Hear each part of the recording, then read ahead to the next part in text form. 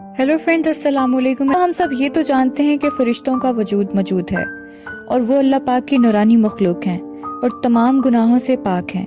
लेकिन क्या हम ये जानते हैं कि फरिश्ते कैसे वजूद में आए, वो कैसे रहते हैं, उनकी खुराक क्या है, और बहुत से ऐसे सवालात जो कि आम इंसान के दिमाग में आते हैं। तो आज की इस वीडियो में आपको इन तमाम सवालात के जवाबात मिलेंगे। तो वीडियो को शुरू करते हैं। नाज़रीन, अल्लाह ताला की मखलूक़ात में से 3 मखलूक़ात ऐसी हैं जिन्हें निहायत अहमियत और मरकज़ी हैसियत हासिल है। एक इंसान, दूसरे जिन्नात और तीसरे फरिश्ते। इन तीनों मखलूक़ात को अल्लाह पाक ने अपनी इबादत और अताअत के लिए पैदा फरमाया। ताहम जिन्नात और इंसानों के अंदर नफ्स परस्ती और ख्वाहिशात का मादा पैदा कर दिया और अपनी मर्जी से काम करने और अपनी राय रखने की आज़ादी दे दी ताकि इनकी आजमाइश कर सके कि कौन अल्लाह ताला की मर्जी से ज़िंदगी बसर करता है और उसकी खुशी के लिए नेक अमाल करता है, या इसको नाराज़ करके बदी को चुनता है ताकि आखिरत में इनको वैसा ही अजर दिया जाए। इनके बरक्स फरिश्ते अल्लाह ताला की वो मखलूक हैं जिन्हें महज अल्लाह पाक की इबादत के लिए ही पैदा किया गया है और वो अल्लाह की मर्जी के सिवा कुछ नहीं करते, ना ही अपनी मर्जी का हक रखते हैं। वो अल्लाह ताला के तमाम अहकाम को पूरा करते हैं। ना वो अल्लाह पाक की इबादत करते हुए थकते हैं और ना ही इसमें काहली और सुस्ती का मुजाहरा करते हैं। इसके अलावा अल्लाह ने इनको खाने, पीने, सोने, जागने और दीगर ख्वाहिशात को पूरा करने का मोहताज भी नहीं बनाया। जिस तरह इंसान और जिन्नात का ताल्लुक है, इसी तरह इंसान और फरिश्तों का भी जिंदगी भर का ताल्लुक है, क्योंकि इंसान में रूह डालने और रूह निकालने तक, मालनामा तैयार करने से कब्र में सवाल करने तक और जन्नत में जन्नती लोगों की खिदमत से लेकर जहन्नुम में लोगों को अजाब देने तक फरिश्तों का अहम किरदार है। दोस्तों, इंसान की ज़िंदगी में ऐसे बहुत से मौके आते हैं जब फरिश्ते इंसानों के लिए खुदा ताला से दुआ करते हैं। फरिश्तों के वजूद को तस्लीम करना ईमान के 6 बुनियादी अरकान में शामिल है। हम इनके वजूद से इनकार नहीं कर सकते। दोस्तों, हमारे पास फरिश्तों के मुतालिक बहुत कम मालूमात है, जिसकी वजह से बहुत से लोग आज भी फरिश्तों के वजूद से इनकार करते हैं। मगर आखिर फरिश्ते क्या हैं? ये किस चीज़ से बने हैं? इनकी तख्लीक का आखिर मकसद क्या है? ये निहायत अहम सवाल है। नाज़रीन, कुरान करीम में पहले सिपारे से लेकर आखिरी सिपारे तक फरिश्तों का तस्करा मौजूद है। लिहाजा ये हमारा फ़र्ज़ है कि हम इनके वजूद को बिल्कुल ऐसे ही तस्लीम करें जैसे कि कुरान पाक में बयान किया है और किसी और हवाले से नहीं। दोस्तों, कुरान मजीद के मुताले से ये बात ज़ाहिर होती है कि इंसान यानी हज़रत आदम अलैहिस्सलाम से पहले फरिश्ते मौजूद थे, मगर वो किस वक्त पैदा किए गए इसका जिक्र ना तो कुरान पाक में मौजूद है और ना ही किसी हदीस में। फरिश्तों को अल्लाह पाक ने नूर से पैदा फरमाया, इसलिए इनको देखना अंबिया किराम के अलावा किसी आम इंसान के लिए मुमकिन नहीं। यही वजह है कि हमारे इर्द गिर्द लातादाद फरिश्ते अपने कामों में मौजूद हैं, मगर वो हमें नजर नहीं आते। लेकिन ये बात भी हकीकत है कि फरिश्ते इंसानी शक्ल इख्तियार कर सकते हैं। दोस्तों, अगर बात की जाए फरिश्तों की जिसामत की, तो फरिश्ते इंसानों की निस्बत अजीम जिसामत के मालिक हैं, जिनमें बाज़ छोटे और बाज़ बड़े हैं। बाज़ के 2 पर हैं और बाज़ के पर 600 से भी ज़्यादा हैं। हज़रत आयशा रज़ियल्लाहु अन्हा से मरवी है कि हज़रत जिब्राईल अलैहिस्सलाम के हवाले से नबी पाक सल्लल्लाहु अलैहि वसल्लम ने इरशाद फरमाया कि वो जिब्राईल ही थे। मैंने उन्हें उनकी पैदाइशी सूरत में 2 मरतबा देखा है।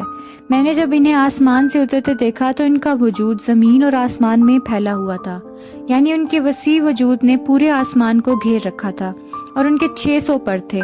इनके परों से मुख्तलिफ रंग और कीमती मोती बिखर रहे थे। दोस्तों, एक रवायत के मुताबिक हज़रत जिब्राईल अलैहिस्सलाम की जिसामत का अंदाज़ा आप इस बात से लगा लें कि इनके कान की लू से कंधे तक का हिस्सा 700 साल की मुसाफत जितना लंबा है। जहाँ तक फरिश्तों की शक्ल सूरत का ताल्लुक है तो कुरान और सुन्नत से ये मालूम होता है कि वो नहायत खूबसूरत और हसीन है, मगर उनमें से बाज़ फरिश्तों को अल्लाह पाक ने हैबतनाक शक्लें भी अता कर रखी हैं। नाज़रीन, जैसा कि हुजूर सल्लल्लाहु अलैहि वसल्लम ने इरशाद फरमाया कि जब मैयत को दफनाया जाता है तो उसके पास 2 सया रंग के नीली आंखों वाले 2 फरिश्ते आते हैं। इनमें से एक को मुनकिर और दूसरे को नकीर कहा जाता है। बाज़ रवायत के मुताबिक इनकी आंखें तांबे की देगचियों के बराबर हैं और दांत गाय के सींग की तरह हैं और आवाज़ बिजली की कड़क जैसी गर्जदार है। दोस्तों, सवाल ये उठता है कि क्या फरिश्ते मर्द हैं या औरत, यानी मुज़क्कर हैं या मोनस? ये एक नहायत ही अहम सवाल है। दोस्तों, अरब के मुशरिक लोग फरिश्तों को औरत यानी मोनस तस्लीम करते थे और नाउज़ बिल्ला इनको अल्लाह ताला की बेटियां कहा करते थे।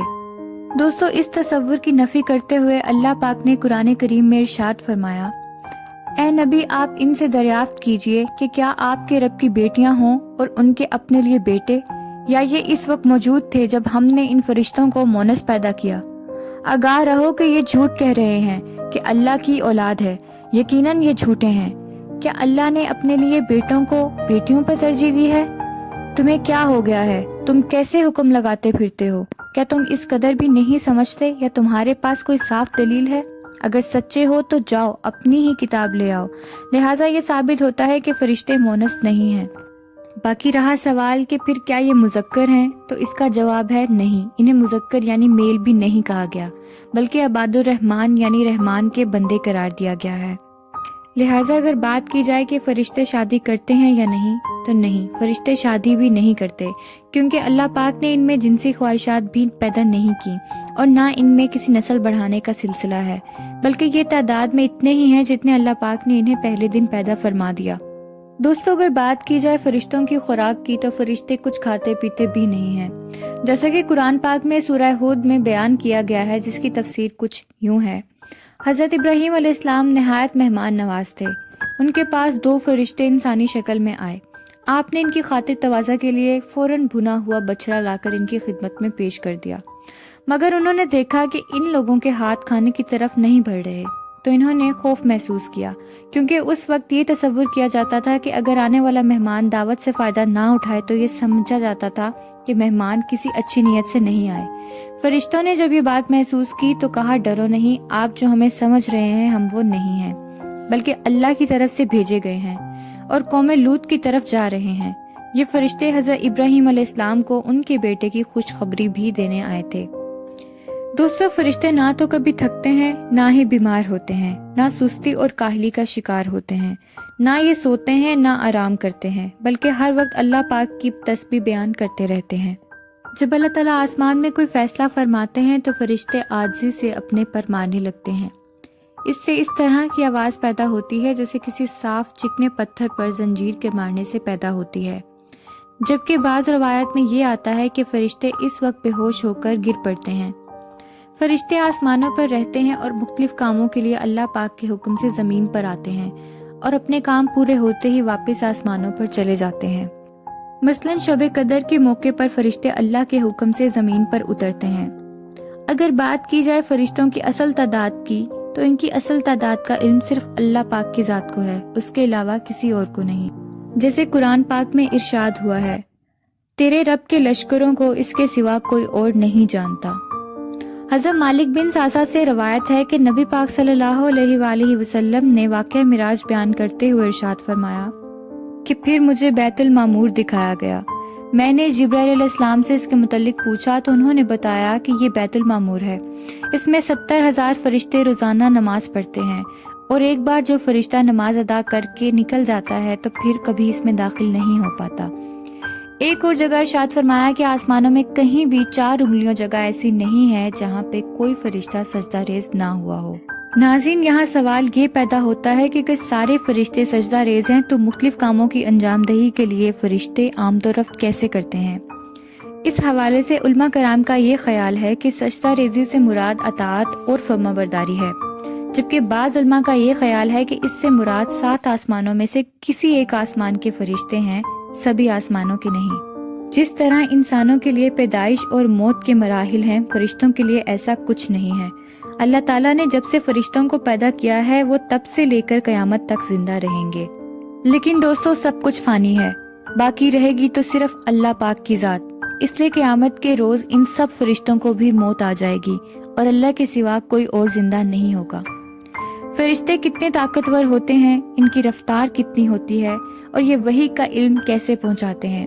مشہور فرشتے اور ان کی ذمہ داریاں کیا ہیں، ہاروت اور ماروت کون تھے، فرشتوں کا انبیاء کرام سے کیا تعلق رہا، اور جنت اور جہنم کے فرشتے کون سے ہیں، ان سب سوالات کے جوابات آپ کو آنے والی نئی ویڈیو میں ملیں گے۔ دوستو امید ہے کہ آج کی یہ ویڈیو آپ کو اچھی لگی ہوگی۔ اگر ویڈیو اچھی لگی تو ویڈیو کو لائک ضرور کر دیں اور اپنے دوستوں کے ساتھ شیئر کر دیں۔ چینل کو سبسکرائب کر لیں اور بیل آئیکن کو پریس کرنا مت بھولیں تاکہ نئی ویڈیو کے نوٹیفیکیشنز آپ کو وقت پر ملتے رہیں۔ اپنا بہت خیال رکھیے گا، ملتے ہیں اگلی ویڈیو میں، تب تک کے لیے خدا حافظ۔